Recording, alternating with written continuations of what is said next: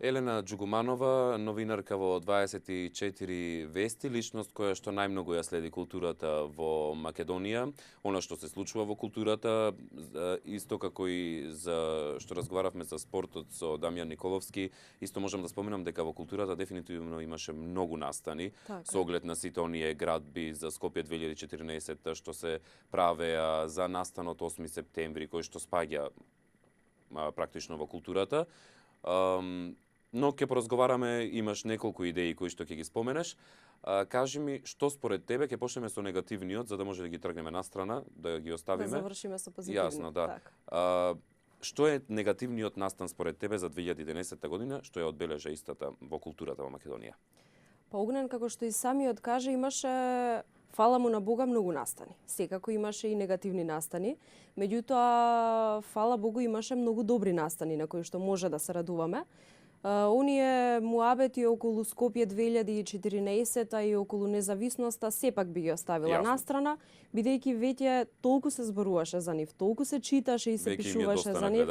Така, мислам дека на гледачите и на сите малку веќе низ боктиса од сето тоа. Да, токму затоа и те прашувам да ми издвоиш други настани, затоа што веќе од толку пишување за тие настани веќе е досадно ние.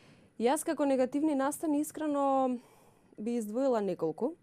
Тоа секако ќе биде најавите за замрзнување на катедрите по македонски јазик и македонска книжевност на Државниот универзитет на Свети Кирил и Методи. Меѓутоа, благодарение на сите оние бурни реакции, прво би спомнала на новинарите, потоа на МАНУ, на студентите и професорите на засегнатите катедри, потоа на целата јавност, на сите други факултети. Министерот Кралев се појави пред јавноста и кажа дека тоа е само резултат на истражување и дека тоа нема да се случи, што беше многу добро. Понатаму сметам дека исто така негативен настан беше целата таа афера која што се направи околу гостувањето на македонската опера и балет во Безие во Франција. Така, уметниците се вратија од таму буквално разочарани, се вратија, еден народски, се извинувам, еден народски израз да употребам, измрцварени. Беа бесни, беа лути, се појави во јавноста оној муабет дека сакаа да го сменат директорот, дека одат против директорот. Излезе во јавност сето тоа несогласување со првиот човек на МОП. Беа таму уметниците сместени буквално во шупи, во студентски домови, мензата, значи не ресторан, туку мензата им била премногу далеку, требало многу да патуваат, автобусот им се расипал натаму, поточно климатизерот се расипал и буквално беа сведени на некои мизерни услови за било кој човек. Што не доликува воопшто така, особено нели за уметник. Како човеково право некому да. Потоа аферата со Јуро Имаш би ја споменал. Се јавија неколку, се јавија неколку дистрибутерски куќи во Македонија кои што се обидоа да заработат пари со неприкажување филмови. Нели, каде малку филмови се прикажуваат, цело време кукаме дека сакаме повеќе македонски филмови, па уште оваа афера не дотепа. Меѓутоа, сето тоа е во моментот во стагнација, тоа можам да те информирам и тебе и гледачите твои. Сето тоа е во моментот во статус-кво, се додека не се одлучи што понатаму. Во моментот е во истрагата, би ја рекла, бидејќи сепак беше една афера која што наликуваше на трилер, би рекла, истрагата е проширена во Србија, бидејќи дел од тие фирми беа ќерки фирми на голема српска дистрибутерска куќа, кои што овде се обидоа да злоупотребат таа доверба која што Јуро Имаш ни ја даде. Понатаму, освен Јуро Имаш би го издвоила и патот на панкот не е мртов до Лос Анџелес. Јас се сеќавам дека кога по однос на номинациите за кандидат за Оскар. Некаде на средината или втората половина на јануари треба да се знае дали панкот влегува меѓу оние 5 филма. Стигна до Лос Анџелес. Стигна. Конечно, по сите перипети. Да, јас се сеќавам дека насловот ни беше многу ударен и многу симпатичен, дека панкот се доклацка до Лос Анџелес. Бидејќи навистина беше тоа беше голема траума за сите тие уметници кои што работеле на тој филм. Стигнавме конечно, треба допрва да дознаеме некаде на крајот на јануари дали влегуваме меѓу оние 5 филма кои што ќе се борат за Оскар за филмот на англиско говорно подрачје. Што би издвоила од сето ова, да кажеме, како настан, еве еден, овој настан ја одбележа најнегативно културата во Македонија? Според тебе? Па би го издвоила, бидејќи е најнов, веројатно би го издвоила би ги издвоила најавите за замрзнување на катедрите по македонистика. Да се префрлиме на убавото. Така. Значи, што е она што е позитивно во културата во Македонија? Ги имаше и тие настани исто доста. Што е она што ќе остане како трајна вредност понатаму во 2012-та или ќе се продолжи да се работи на истиот сектор? Значи, што ја одбележа позитивно од 2011-та? Кога спомена што е она што ќе остане како трајна вредност, прво што ми падна на памет е онаа монографија која што произлезе од 30 годишниот јубилеј на Скопскиот джез фестивал кој што се одбележа годинава. Значи, Оливер Белопета дефинитивно успеа да направи нешто што цела Македонија и целиот Балкан и цела Европа се горде и буквално посочува во многу позитивна смисла кон нас со прсти вели ете таа е земјата која што ги има джез фестивалот. Нели од Србија имаше нешто што добивме како пофалба или однос на Скопскиот джез фестивал? Така, не сум сигурна дали добивме нешто од Србија, меѓутоа председателот Иванов пред неколку дена на Белопата му ја врачи она повелба на Република Македонија, едно врвно признание. Ја споменав монографијата која што навистина многу убаво ги прикажува сите оние 30 години на джез фестивалот низ преубави црно-бели фотографии.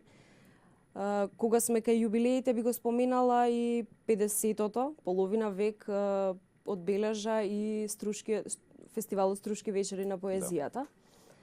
Бевме годинава поддржани и од УНЕСКО.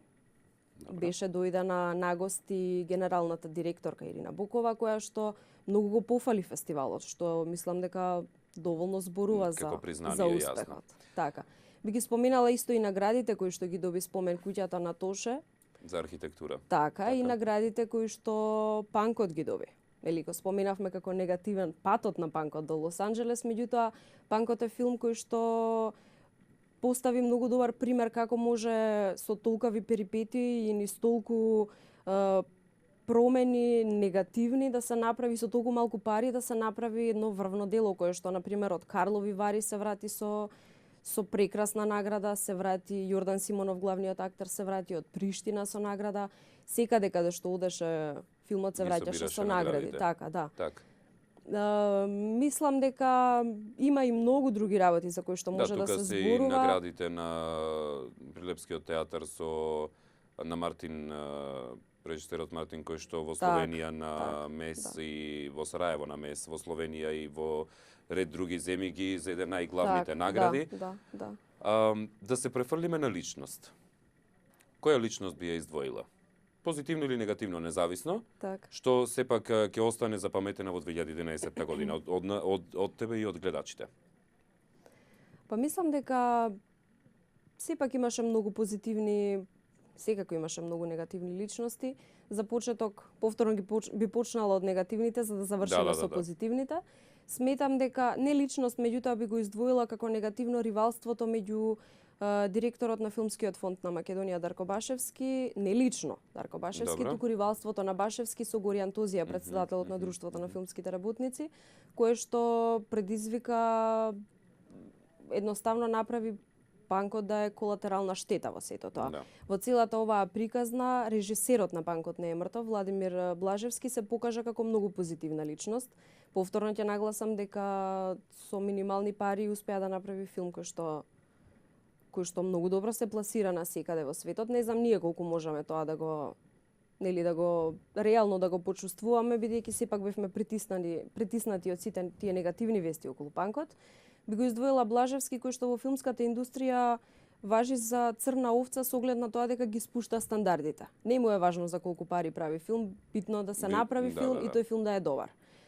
Би го издвоила Симон Трпчевски, кој што дефинитивно прошета повеќе од половина свет. Од Австралија до цела Европа, до САД и се врати во Македонија, мислам дека пред неколку дена беше, баш деновиве беше актуелно тоа дека прави хуманитарен концерт во Кичево. Значи еден врвен уметник кој што го шета целиот свет и потоа се враќа дома кај неговите. Би го издвоила и академик Милан Ѓурчинов, кој што ја издаде онаа книга критичко дело за сите дела на Блаже Конески, каде што подсетува дека годинава се одбележуваат 90 години од раѓањето на Блаже Конески и дека некако го подзабораваме и дека некако го ставаме на маргините. подсети дека Блаже Конески не само што е кодификаторот на македонскиот јазик, меѓутоа дека е Дури и дотолку го заборававме што Така. немаше никој ни во Небрегово во неговото Да, родно село ете, баш така. од државниот врв. Тој е еден врвен книжевник. Не само од државниот врв немаше ни од опозицијата воопшто, од политичкиот Да, врв сето немаше тоа- никој, да. Така, во право си, сето тоа беше некако искористено и имаше големо препукување на таа тема. Да, и луѓето кој дури дошол, кој не одеа, дошол. луѓето дури одеа дотаму што по социјалните мрежи Facebook и Twitter вика Блаже, а кој Так. Блаже? Така. Значи одеше таа шега на сметка на политичарите кои што не го посетија Небрегово. Елена, ти благодарам за овој коментирање благодарам на тебе. настаните од културата во 2011 година. Елена Джугуманова, која што ве известува секогаш за културните настани преку каналот на 24